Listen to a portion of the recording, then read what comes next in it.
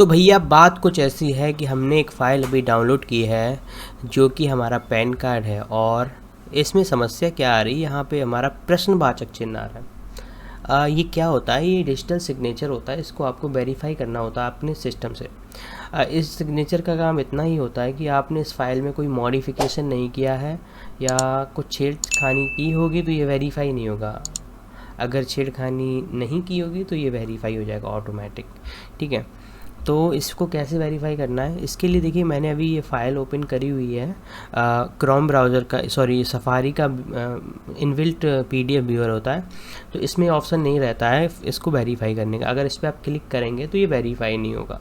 तो इसको वेरीफाई करने के लिए आपको चाहिए एक adobe reader viewer, adobe reader चाहिए, एडोब PDF वाला जो रीडर होता है वो आपको डालना पड़ेगा। उसके लिए आप या तो क्रिएटिव क्लाउड डाल सकते हैं डेस्कटॉप वर्जन, और इससे आप जो भी एडोब का एप्लीकेशन यूज करना चाहते हो वो डाल सकते हैं। बट नहीं तो आप सिंपली गूगल क्रोम पे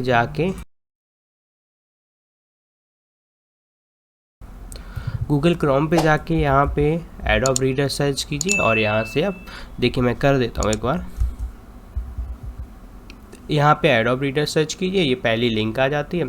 इसका DC वर्जन और नॉर्मल वर्जन दोनों वर्जन काम कर जाएंगे। ये देखिए नॉर्मल DC वर्जन, ये प्रो वर्जन रहता है, ये पेड रहता है, ये बिल्कुल फ्री ऑफ कॉस्ट है। 277 MB की फ़ाइल रहती है। इसको ये सब आप अनचेक कर सकते हैं अगर आपको नहीं चाहिए। अगर आपको MCAFE एंटीवायरस नहीं चाहिए तो अनचेक कर दो, कनेक्ट नहीं चाहिए तो ये सब अनचेक कर दीजिए और यहाँ से इसको डाउनलोड कर लीजिए। डाउनलोड करने के बाद सिंपली आपको इंस्टॉल करना रहता है। इंस्टॉल करने के बाद आपके डेस्कटॉप पे आइकन आ जाता है ऐसा। यहाँ पे मैं प्रो वर्जन यूज कर रहा हूँ तो ये प्रो जैसा लग रहा है। तो चलिए इस पर राइट क्लिक करेंगे, ये जो फाइल है इसको ओपन विद जाएंगे, एडोब रीडर से हम लोग इसे ओपन करेंगे।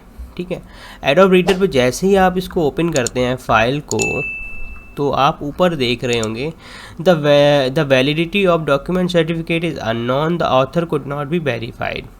तो इसको डिफ़ॉल्ट नहीं बनाना है मुझे, तो इसको मुझे क्या करना है, इस पर मुझे क्लिक करना है। एक बार सिग्नेचर प्रॉपर्टी में जाना है। यहाँ से अगर हम वैलिडेट करते हैं तो ये वैलिडेट नहीं हो रहा है। शो सिग्नेचर सर्टिफिकेट डिटेल्स, ये सब चीज़ें रहती हैं, इनसे हमें मतलब नहीं है। सिग्नेचर ये है DS इनकम टैक्स का ये सिग्नेचर है।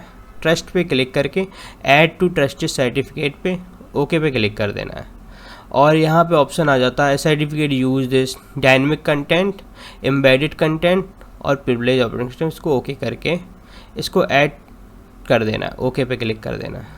ओके ठीक है, अब फिर ओके पे क्लिक कर देंगे। अब वैलिडेट पे क्लिक करेंगे तो ये हमारा सिग्नेचर देखिए बिल्कुल वैलिडेट हो चुका है, बिल्कुल वेरीफाइड हो गया। अब इस पर सही टिक आ गया।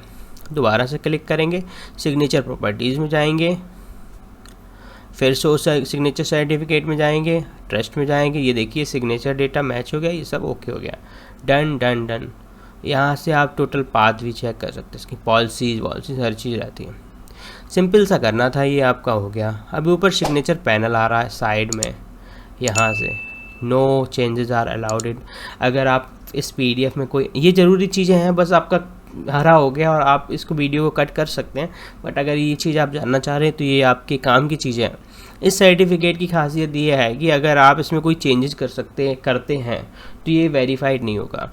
वैलिड सर्टिफिकेट डॉक्यूमेंट के तौर पे इसको आप मॉडिफाई नहीं कर सकते हैं। अगर आपको वैलिड इसको यूज करना है, सिग्नेचर आईडी वैलिड होनी चाहिए, सिग्नेचर टाइम नॉट अवेलेबल अभी तो नहीं है, वैलिड होना चाहिए। ये सब चीज़ें अगर नहीं होती तो ये वैलिड नहीं होगा।